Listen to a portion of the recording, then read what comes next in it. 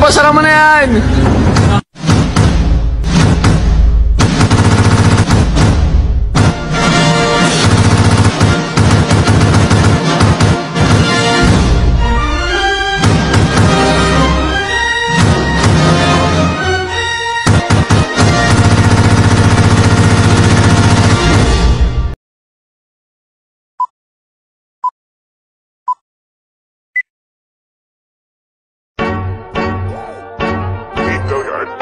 I got so.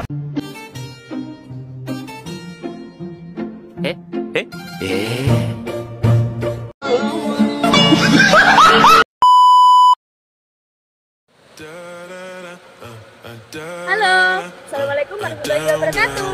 Perkenalkan, nama saya Adelia Regi Amanda, NIM 1322014, dan teman saya. Nama saya Muhammad Maulana Al-Faqih, NIM 1322004.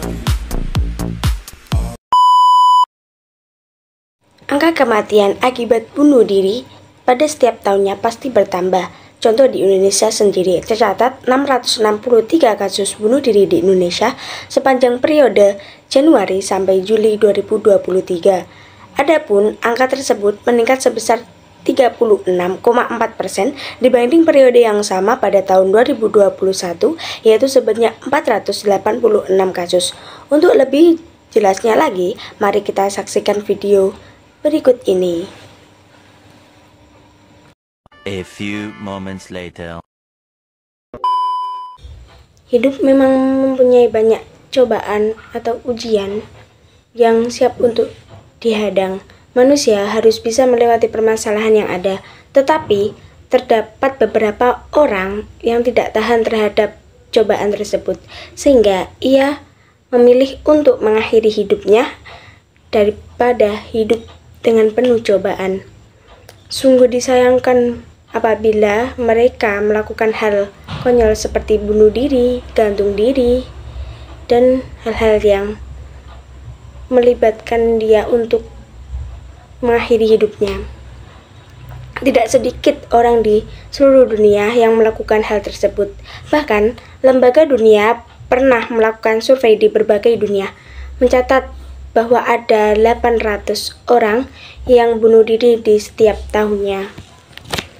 Telah banyak upaya yang dilakukan pemerintah untuk menurunkan angka bunuh diri, di antaranya ialah melakukan sosialisasi tentang bunuh diri di berbagai tempat dan melalui para pemuka agama untuk meyakinkan umat beragama agar tidak melakukan percobaan bunuh diri.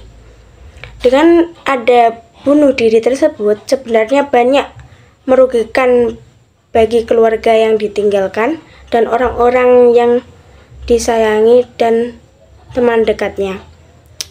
Tidak hanya itu, bunuh diri juga membuat citra orang tersebut jelek. Bunuh diri hanya untuk orang yang depresi akan keadaan yang menghampitnya. Usia muda sekarang pun juga banyak yang melakukan aksi nekat tersebut. Banyak faktor-faktor yang menjadi kendalanya. Anak muda memang belum stabil dalam hal kedewasaan dan mudah mengalami kegelisahan bila terdapat permasalahan.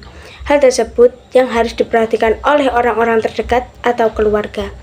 Mereka sering memberi bimbingan dan nasihat-nasihat positif terhadap anak remaja tersebut, karena dengan dukungan dari orang terdekat dan keluarga yang memotivasinya, mereka akan merasa diperhatikan, tidak merasa sendirian, dan mereka tidak akan melakukan hal konyol tersebut. Bunuh diri pada usia muda merupakan hal yang tidak wajar, hal yang sungguh disayangkan, karena pada usia remaja sampai pemuda mereka belajar tentang banyak hal kehidupan, bisa di sekolah, bisa di pergaulannya, bisa dengan masyarakat luas, dan yang lainnya. Terkadang pada usia muda terdapat mindset yang keliru, bahwa dengan melakukan aksi bunuh diri, permasalahan mereka akan berakhir. Memang setelah mereka meninggal, mereka tidak akan hidup kembali di dunia. Tetapi bagaimana dengan kehidupan selanjutnya?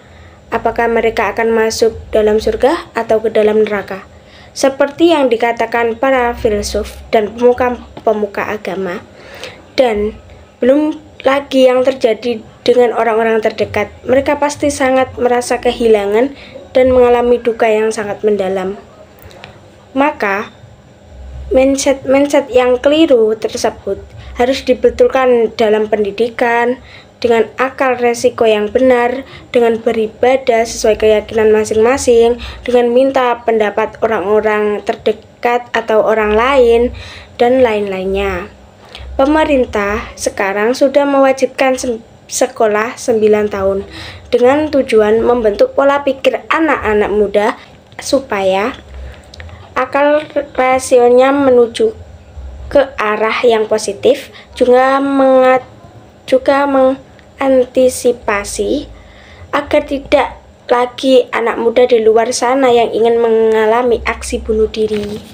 Dalam ranah keagamaan, para pemuka agama juga menekankan dengan jelas bahwa tidak boleh manusia mencelakakan dirinya sendiri atau melakukan bunuh diri, karena itu melanggar hak hidup yang diberikan oleh Tuhan Yang Maha Esa, dan akibat dari perbuatan tersebut akan membuah dosa. Tidak hanya itu, para pemuka tersebut juga menyampaikan khotbah atau ceramah yang mempunyai tujuan supaya umat manusia harus hidup menuju dengan kebaikan. Berbicara tentang mindset, itu merupakan ide yang keluar dari pikiran manusia tersebut. Banyak ide yang dipikirkan oleh pikiran, ada ide positif maupun ide yang negatif. Ide positif pasti mengarah ke kegiatan yang menguntungkan diri manusia. Sedangkan ide yang negatif salah satu halnya seperti melakukan bunuh diri. Bunuh diri menurut teori yang mati adalah raga tetapi jiwa tidak. Karena jiwa tersebut memang tidak bisa mati. Ini tidak bisa dijelaskan oleh ilmu pengetahuan, tetapi menurut sudut pandang yang lain, jiwa tersebut membawa manusia menuju kepada kehidupan yang lainnya. Karena itu, kita sebagai remaja, kita akan menghadapi suatu cobaan atau permasalahan yang sungguh berat, sehingga kalau tidak kuat itu bisa diceritakan kepada orang-orang terdekat. Dia akan memberikan motivasi, memberikan nasihat. Jadi, kita itu harus menceritakan masalahnya itu, jangan dipendam sendiri. Akibatnya nanti bisa stres dan melakukan bunuh diri tersebut.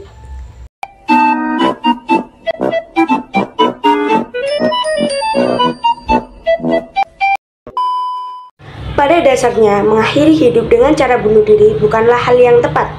Jadi, jangan sesekali untuk mencobanya. Maka dari itu, hindari percobaan bunuh diri dan lakukan hal yang positif di setiap harinya. Mungkin itu saja yang bisa saya sampaikan, kurang lebihnya mohon maaf.